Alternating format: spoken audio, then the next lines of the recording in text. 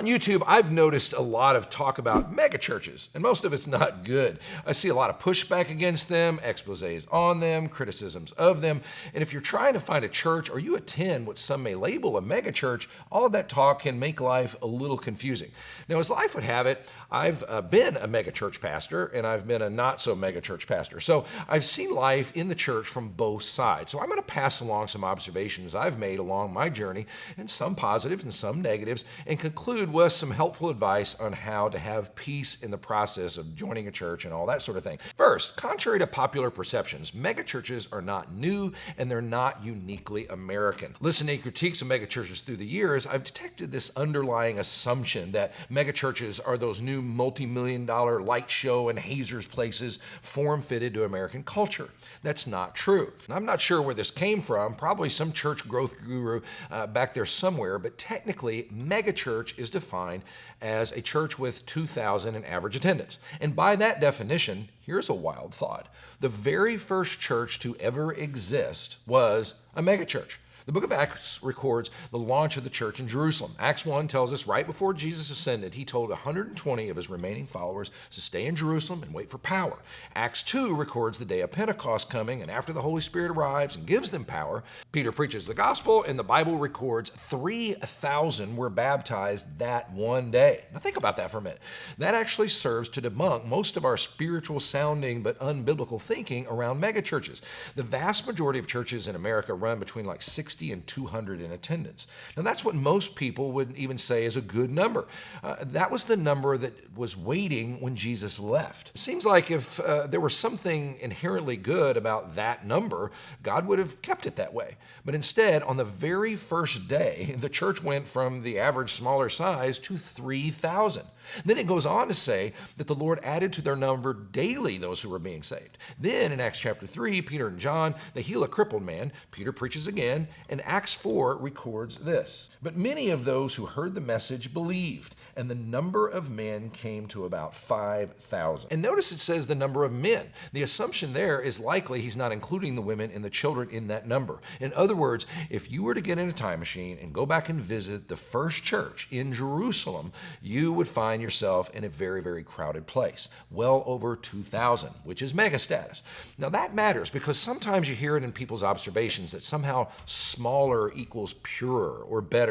But when the church was in its purest and most powerful state, the very first one, it was a megachurch. Now that's not new, and it's certainly not just American. It's also good to know that as you travel through the book of Acts, when Luke reports on Paul's mission trips, he'll say things like, a large number of people believe. It's a pattern he repeats, and you can tell he's using it as a way of communicating success on the mission field. That's just the book of Acts. Throughout church history, there have been small faith communities and large faith communities. The way you can tell this is the church buildings that have been built. One of the greatest structures of the ancient world is still standing in Istanbul, Turkey, which before the Ottomans invaded was called Constantinople. That's where the largest church in the world stood. It was the largest church for 1,000 years. It was called the Hagia Sophia.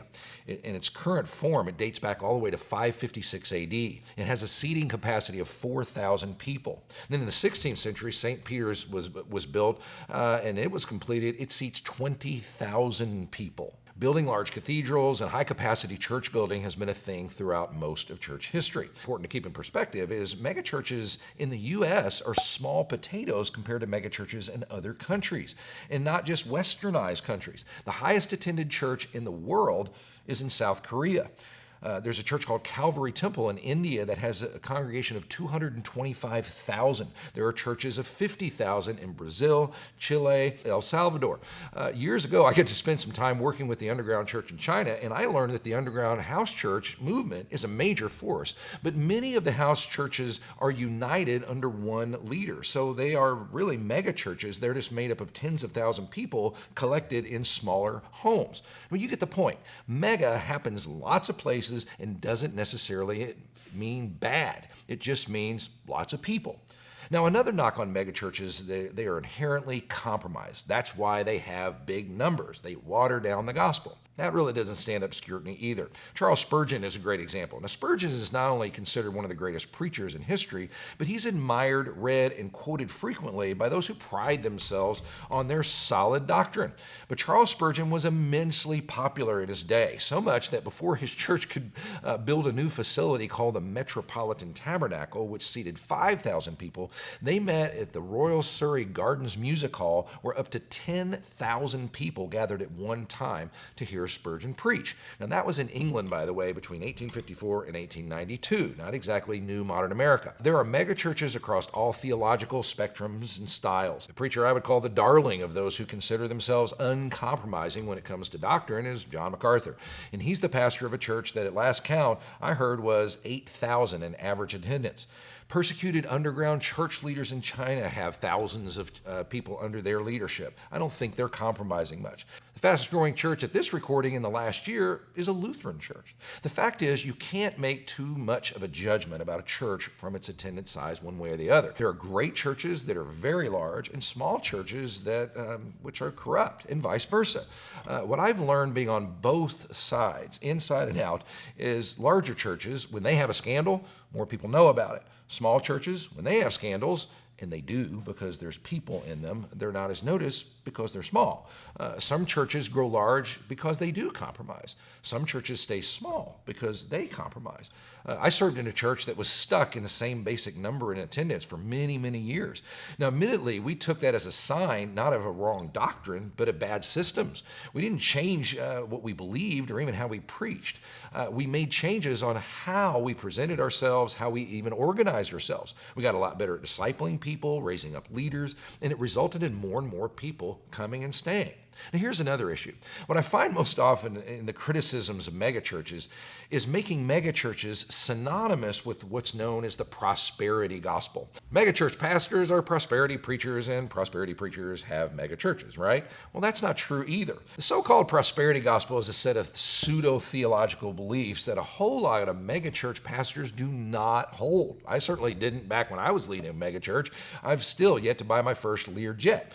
Now, what I can say from my experience is that there is a resident weakness inside of megachurches and a built-in temptation to think, wow, lots of people are coming in, there's this new buzz factor going on, and that can become the gauge of success, purely.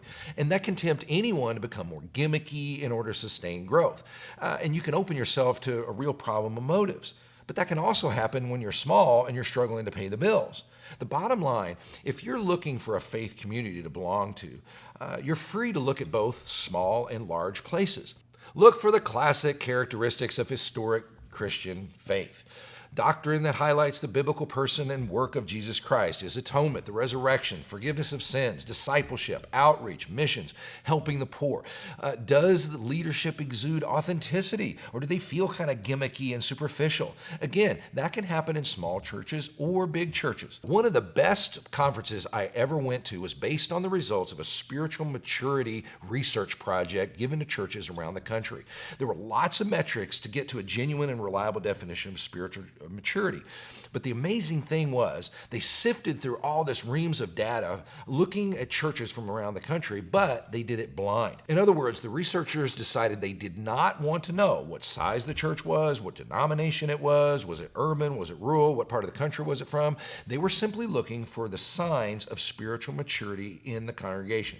And they revealed the top 10 that they found at the conference. Now, it was amazing and super refreshing that churches from all over the country, no patterns in location, there were churches from very different denominations, and attendance size literally went from the smallest being around 50 to the largest being about 10,000, and everything in between. And that settled the issue for me. Spiritual maturity in congregations goes way beyond attendance records. Always remember that as you're searching or as you're attending your own church. I hope that helps. See you next time.